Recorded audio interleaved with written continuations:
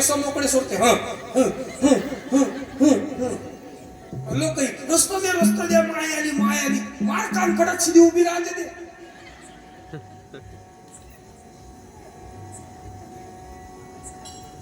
दर्शनाला समोर जाण्यासाठी चांगला प्रकार आहे हा. तर सारे देवी देवता अंगात येते, पण आमचा विठोबा कधी कोणाच्या अंगात नाही आला आजपर्यंत. कारण तो देव देवता म्हणून अंगाला लागत नाही, तो सीधा भूत म्हणून अंगाला जमते. हा तुकोबारा म्हणतात ना, पंढरीचे भूत मोठे आल्या गेल्या झडपी वाटे, तेथे जाऊ नका कोणी गेले नाही आले परतुनी. हे भूत बेकार आहे म्हणतात पंढरपुरात. एक तर कोणाला झोमत नाही, झोमलं तर सोडत नाही. म्हणून नागबाबा म्हणतात, भूत जबर मोठे ग बाई, झाली जडपण करू गत काही. हे झोमला आता कशाला सोडावं हेच समजत नाही. तुकोबारा म्हणतात, एकदा का या पंढरीच्या भूतानं ज्याला झपटलं तो पुन्हा डबल संसारात लागत. तुका पंढरीशी गेला पुन्हा जन्मा नाही आला. म्हणून तुकोबारा म्हणतात, तिथं जाऊ नका. तिथं जर जायचं असेल तर विचार करून जा, कारण त्याचं जर वेळ लागलं एकदा का तो पुन्हा जागेवर येत नाही. पण त्याच्या भेटी करता जाणाऱ्याला त्याचा वेळ लागतो. शो साठी जाणाऱ्याला त्याचा वेळ लागत नाही.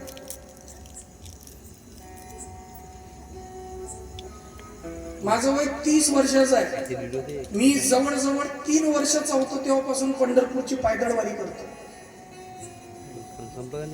म्हणजे आज एकंदरीत 27 वर्ष झाले मला मी पंढरपूरची पायदळवारी करतो. जेव्हा मला नीट चालता येत नव्हतं तेव्हापासून पंढरपूरची पायवारी करतो. आणि जेव्हापासून मला समज आली, जेव्हापासून मला विठोबा कळायला लागला, तेव्हापासून मी जेव्हा विठ्ठलाचं दर्शन घेतलं तेव्हा मला त्याचे पाय अगदी कापसापेक्षा मऊ लागले. आजही विठोबाचे पाय मऊच आहेत, आजही मऊ पाय आहे. पण फक्त एवढंच आहे का आपली भावना जर तशी असली तर दिसते, ते समजते, नाही तर नाही समजत.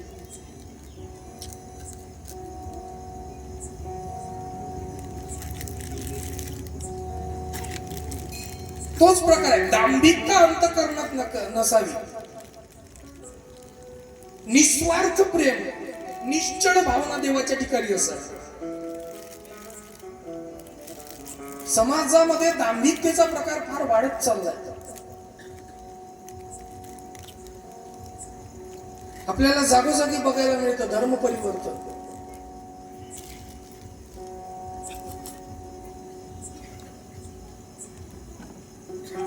जो हिंदू असून धर्म परिवर्तन करतो ना, त्याच्यासाठी तुकाराम महाराज स्पेशल शब्द वापरतात. आदिल्या भ्रतारा का मनो हे पुरा, मनोनी व्यभिचारा टेकलिये.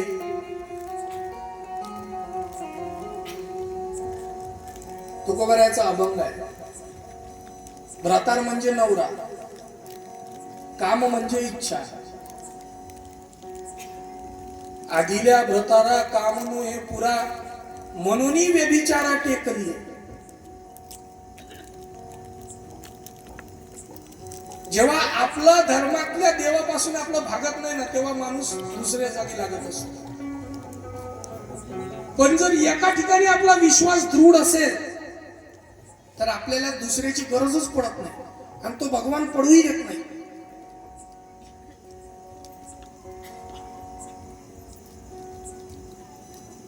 म्हणून तुम्ही कितीही काहीही प्रयत्न करा, तुम्ही कितीही धर्म परिवर्तन जरी केले तरी एक लक्षात ठेवायचं, तुमच्या संचितात जो भोग आहे तो घडणारच आहे.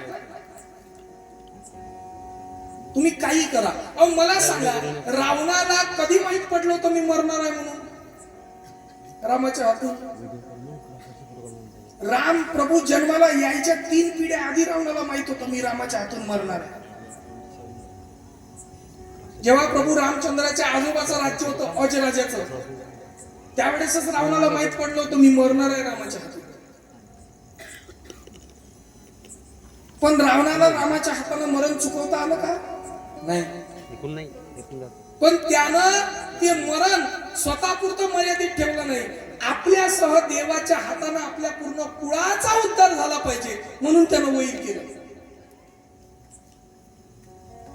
म्हणून संधी प्राप्त होते ना, त्याचं सार्थक करणं शिका, सोनं करणं शिका.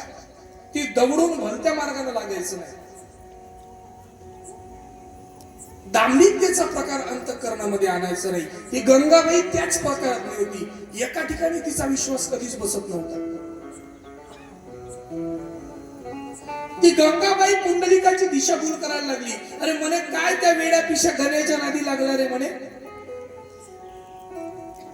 उघडा नागडा फिरत असतो, गणगणगणात म्हणत असतो म्हणून काय तो काय खूप मोठा महासाधू झाला का?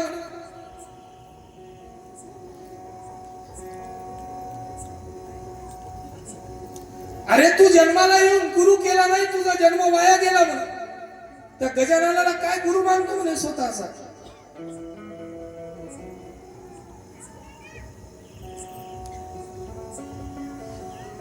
ती म्हणायला लागली अरे त्याच्या नादी लागू नको, चल माझ्या बरोबर अंजनगावला.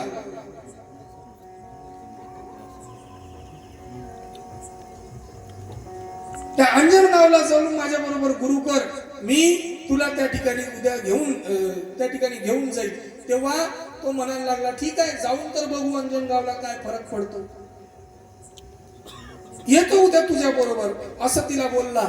आणि रात्री झोपी गेला. तोच महाराज दिगंबर अवस्थेत त्याच्या पुढे स्वप्नात उभे राहिले आणि त्याला दृष्टांत देतात. पुरुष म्हणे रे पुंडलिका, अंजन गावाशी जातोस का?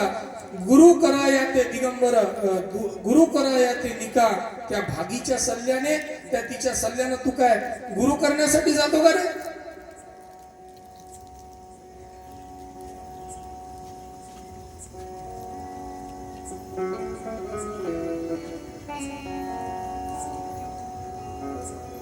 अरे जातोस तरी जावे त्वरित, त्याचे नाव काशीनाथ.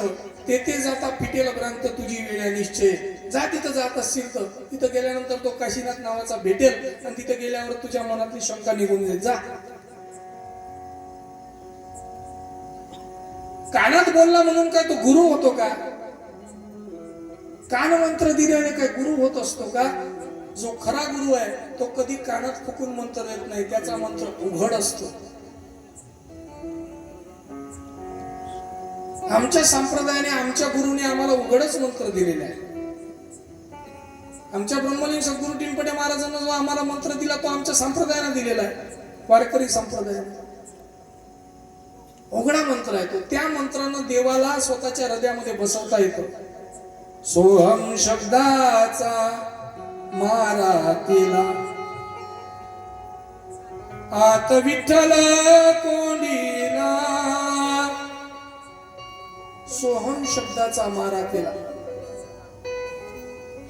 आपलं चालू आहे सोहम सोहम सोहम. याच्याकडे लक्ष देऊन जगा, तुमचं काम कुठंच अडणार नाही. हा उघडा मंत्र आमच्या संप्रदायानं आम्हाला दिलेला आहे. ज्ञानोबांनी सगळ्यात करता मोकळा करून ठेवला हा मंत्र. सोहम ध्वनी गात गात रंगी रंगू दे, मंगलमय नाम तुझे सतत गाऊ दे. गुरुजी महाराज म्हणतात.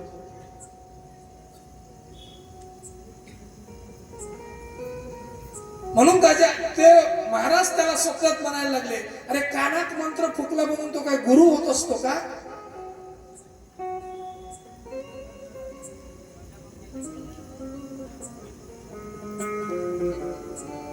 उगाच दांभिकतेच्या आहारी जाऊ नये बरं पुंडलिका.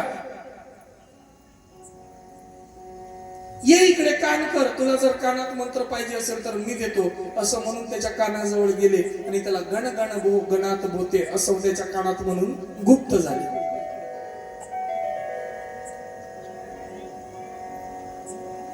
आणि तुझ्या मनात काय इच्छा असेल ते पण मला सांगशील असं महाराज बोलले त्या ठिकाणी त्या पुंडलिकाला.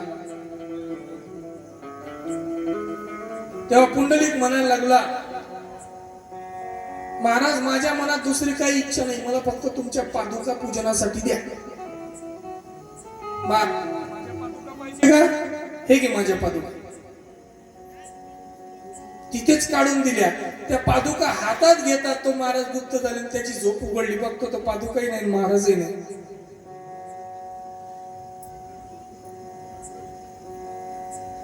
घोटाळला तो, विस्मित झाला अंतःकरणामध्ये. दुसऱ्या दिवशी पहाटे उठला,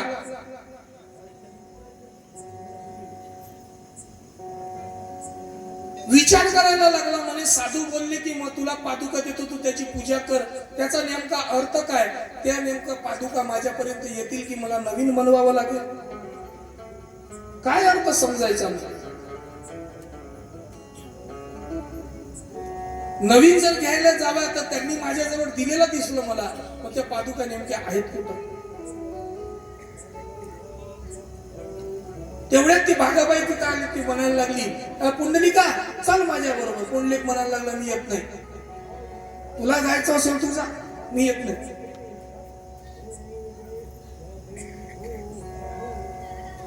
ती निघून गेली अंजनगावला. तो इकडे प्रकार असा झाला शेगावामध्ये. जामसिंग राजपूत महाराजांच्या दर्शनाला गेला, 2 दिवस तिथे थांबला, आणि जेव्हा परत यायला निघाला तेव्हा महाराजांनी आपल्या पादुका त्याच्या हातात दिल्या आणि सांगितलं, जामसिंगा त्या पादुका घे आणि जाऊन मुंडगावामध्ये पुंडलिकाला नेऊन दे.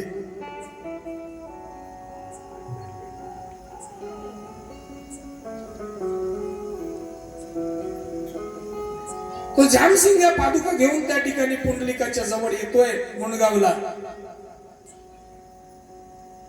जसा पुंडलिकाच्या भेटीला तो वेशीमध्ये आला, पुंडलिक त्याला विचारायला लागला, अहो महाराजांचं सर्व कुशल तर आहे ना, सर्व व्यवस्थित आहे ना? ही भक्ताची त्या ठिकाणी प्रेमळ भाषा असते.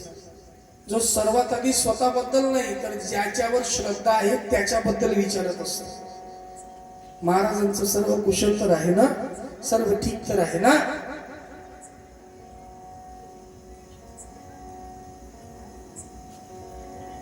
मग म्हणायला लागला, अहो महाराजांनी तुमच्या जवळ माझ्यासाठी काही प्रसाद पाठवला का? हे ऐकल्यानंतर तो जामसिंग घोटाळला. तो विचार करायला लागला, याला कसं माहित महाराजांनी माझ्याजवळ काहीतरी पाठवलं?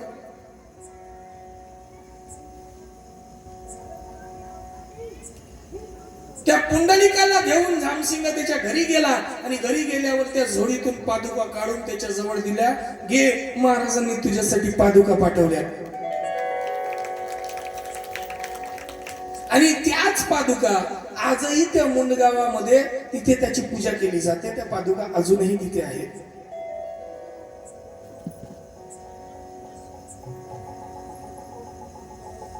अंतःकरणातले जवळच्या भक्ताचे मनोरथ त्या ठिकाणी महाराज कसे पूर्ण करतात त्याबद्दल सांगतात आहे बघा. त्या संबंधाने एक प्रसंग येतो की राजाराम कंवर नावाचा एक महाराजांचा भक्त, त्याला 2 मुलं होते, एक गोपाळ आणि दुसरा त्र्यंबक. तो त्र्यंबक जो होता तो हैदराबादला डॉक्टरी शिकायला गेला होता. लहानपणापासून त्याला सगळेजण भाऊ म्हणायचे. त्याला देवाचं ध्यान होतं. काहीही संकट पडलं तरी तो महाराजांचा धावा करायचा, महाराजांची आठवण करायचा.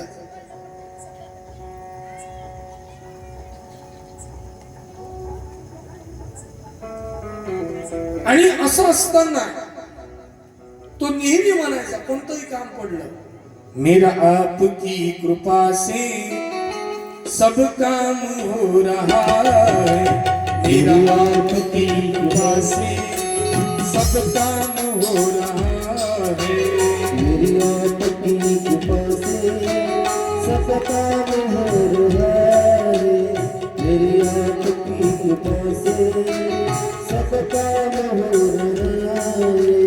करते हो तुम कन्हैया, करते हो तुम गजानन, मेरा नाम हो रहा है, मेरा आपकी कृपा से सब काम हो रहा है, मेरी आपकी कृपा से सब काम हो रहा है।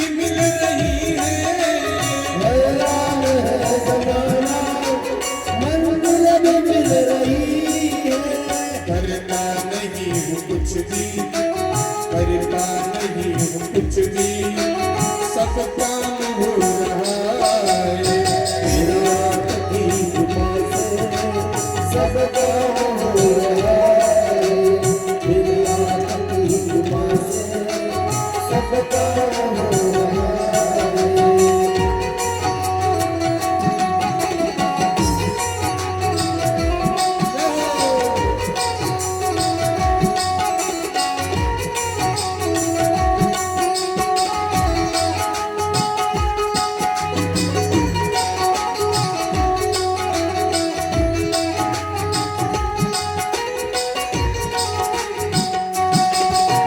तुम साथ हो तो मेरे किस चीज की कमी है। तुम साथ हो मेरे किस चीज की कमी है। किस और चीज की भी अब दरकार नहीं है। किसी और चीज की भी दरकार नहीं है। तेरे साथ से गुलाम, तेरे साथ से गुलाम गुलबार हो रहा है। तेरी आपकी कृपा से सब काम हो रहा है। तेरी आपकी कृपा से सब काम हो रहा है।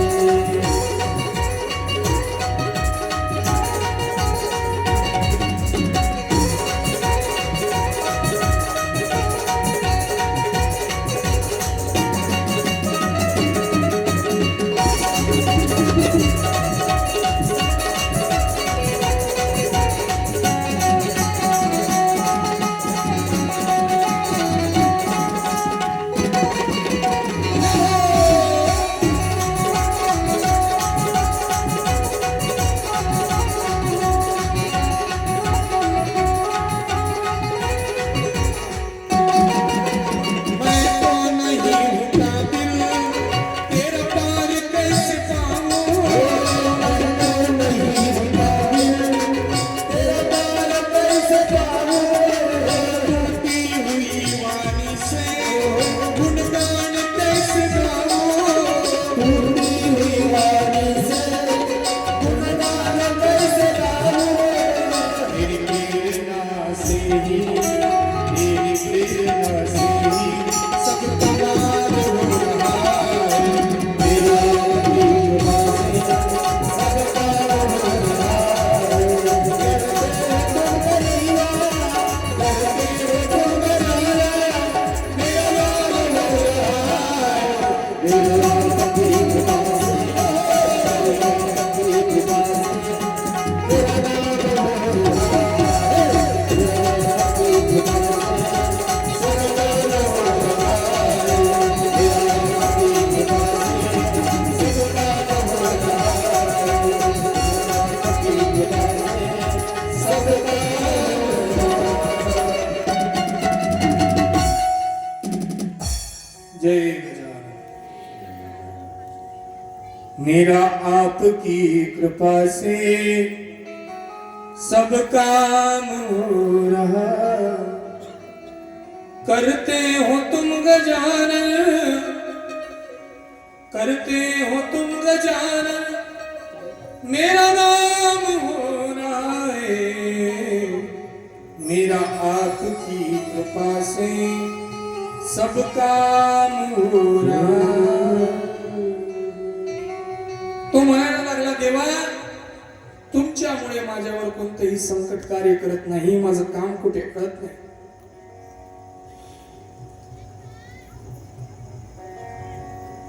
भागा नगरीमध्ये मुसा नदीच्या काठाला गजानन महाराजांचं चिंतन करत करत तो राहायचा. एकदा सुट्टीमध्ये तो घरी आला आणि त्याची इच्छा झाली की महाराजांसाठी आपण जेवण न्यावं. ज्वारीची भाकर, आंबाडीची भाजी, कांदा, पिठलं, मिरची हे सगळं महाराजांसाठी आपण न्यावं अशी त्याची इच्छा झाली. तोच त्याने संकल्प केला की महाराज उद्या आपल्यासाठी मला त्या ठिकाणी काय घेऊन यायचं आहे, जेवण आणायचं आहे. पण त्याला वाटलं काय करावं, कोणाला बनवायला लावावं.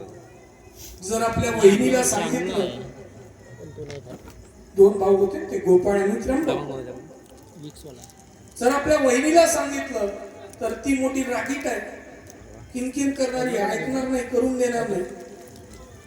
पण महाराजांचा चमत्कार झाला. ती त्याची असणारी वहिनी, जिचं नाव आहे नानीबाई, ती आली ना विचारायला लागली, भाऊजी तुमच्या चेहऱ्यावर असा उदासपणा का दिसतो, काय झालं? तो म्हणायला लागला, वहिनी माझी इच्छा झाली की महाराजांसाठी प्रसाद बनवून न्यावा, पण मात्र काय करावं? म्हणे एवढीच गोष्ट सांगा, काय बनवायचं आहे, मी आत्ताच तुम्हाला तयार करून देते. सांगितल्याप्रमाणे तिने सर्व बनवून दिलं आणि बनवून दिल्यानंतर तो घेऊन रेल्वे स्टेशनवर आला, पण मात्र त्याची जी पहिली गाडी होती ती चुकली. स्टेशनवरच विचार करायला लागला, डोकं धरून बसला. म्हणे महाराजांना संकल्प केलाय नेऊन घालण्याचा आणि या ठिकाणी माझी पहिली गाडी चुकली. ती गाडी बाराची निघून या गेली साची, तेने चित्तवृत्ती भाऊची होती झाली शोकाकुल. बाराची गाडी निघून गेली, शोकाकुल अंतःकरण झालं. विचार करायला लागला, हाय हाय रे दुर्दैवा, तो माझा साथीला दावा, माझ्या करी गुरु सेवा घडून दिली आज तू. अरे काय दुर्दैव आहे माझं, माझ्या हातून गुरुची सेवा घडू दिली नाही.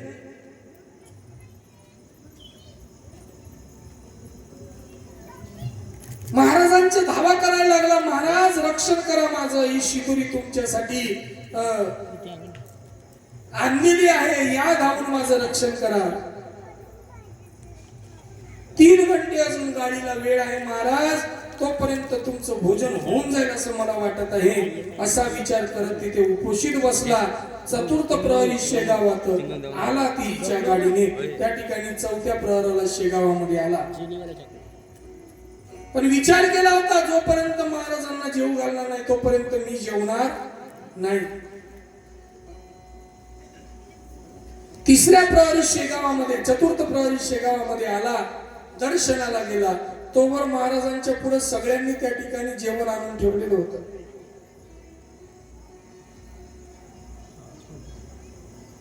सगळे जण म्हणायला लागले महाराजांना, महाराज जेवून घ्या, जेवून घ्या, जेवून घ्या. कोणाच्या जिलब्या घीवर, कोणाच्या तो मोतीचूर, कोणाची ती नुसती खीर श्रीखंड पुरा, कोणाच्या परी त्या नैवेद्याला समर्थानीना स्पर्श केला. वरच्या वरी ताटाला बाळा आणून ठेवी पुढे. त्या ठिकाणी बाळाभाऊ वरच्यावर ताट आणून ठेवायचे, पण मात्र महाराज स्पर्श सुद्धा करत नव्हते. विचारलं बंकटलालांनी, महाराज तुम्ही जेवण का करत नाही? महाराज म्हणाले, आज आमचं जेवण 4थ्या प्रहराला होणार आहे, तुम्हाला थांबायचं असेल तर थांबा, नाही तर खुशाल आपल्या घरी नैवेद्य घेऊन निघून जा, मला त्याची पर्वा नाही. असा प्रकार त्या ठिकाणी झाला. तोच इतके तिथे भाऊ आला. समर्थाला पाहता बरोबर आनंद झाला त्याला, आणि दुरावलेली मायेचेवी बाळके दृष्टी पाहावी, झाले असे पाहतेवी भाऊ कवराकारणे. त्या ठिकाणी दुरा आपल्या आईला न बघितल्यानंतर बाळाची जशी अवस्था होते, आणि अचानक जेव्हा आई समोर येते तेव्हा बाळ जसा आनंदी होतो, तशी अवस्था त्या ठिकाणी भाऊ कवराची झाली होती. समर्थाला साष्टांग दंडवत घातलं, नमस्कार केला, कर जोडून उभा राहिला. तेव्हा महाराजांनी हास्यवदन केलं आणि म्हणायला लागले, महाराज वा, काय आमंत्रण दिलंस भाऊ आम्हाला, काय जेवणाची मेजवानी केलीस आमच्यासाठी. अरे ही काय भोजनाची वेळ झाली का? एवढं आमंत्रण देऊन ठेवलंस आणि आतापर्यंत आम्हाला उपाशी ठेवलंस. तुझ्या शब्दात गुंतलो ना मी, तुझ्या भाग्यात गुंतलो मी, उपोषित राहिलो नाही, अजून जेवलो, आणखी तुझी शिदोरी. तुझ्या शब्दात गुंतलो, अजूनपर्यंत उपाशी आहे, आण ती शिदोरी दे माझ्याकडे.